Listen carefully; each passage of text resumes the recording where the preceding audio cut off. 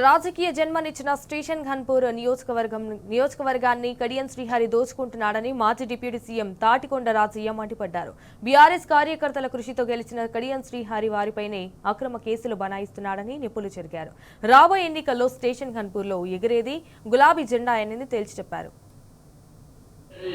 రాజకీయ జన్మనిచ్చిన గణపురాన్ని దోసుకుంటున్నాడు. తన రాజకీయ వారసురాలి కోసము మనందరినీ బలి చేసిండు.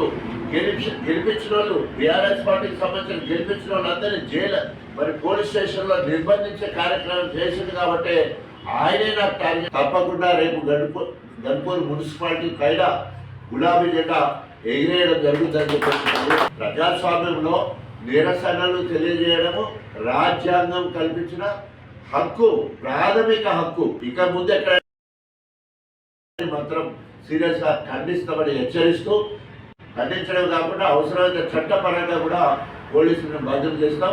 అంతేకాకుండా 2 ఏళ్ల తర్వాత మళ్ళీ మా ప్రభుత్వం వస్తుంది. పింక్ బుక్ లో వాళ్ళ పేర్లు రాసుకుంటున్నాం. తప్పకుండా వారి మీద తప్పకుండా చర్యలు ఉంటాయని చెప్పేసి హెచ్చరిస్తూ, మన ఇప్పటి నుండి మా గణపురానికి సంబంధించిన 18 డివిజన్ల వార్డులకు గాను మరి ఇన్ఛార్జీలు కూడా వేయడం జరిగింది. పకడ్బందీగా కేటీఆర్ గారి మార్గదర్శకంలో, అదేవిధంగా పల్లెరాజశేఖరరెడ్డి గారి ఆధ్వర్యంలో, అదేవిధంగా దయాకర్రావు గారి ఆధ్వర్యంలో, వారి నాయకత్వంలో, అదేవిధంగా గణపురం మున్సిపాలిటీపై గులాబీ జెండా వేయడానికి అందరూ సహకరించాలని కోరుకుంటూ సెలవు తీసుకుంటాం.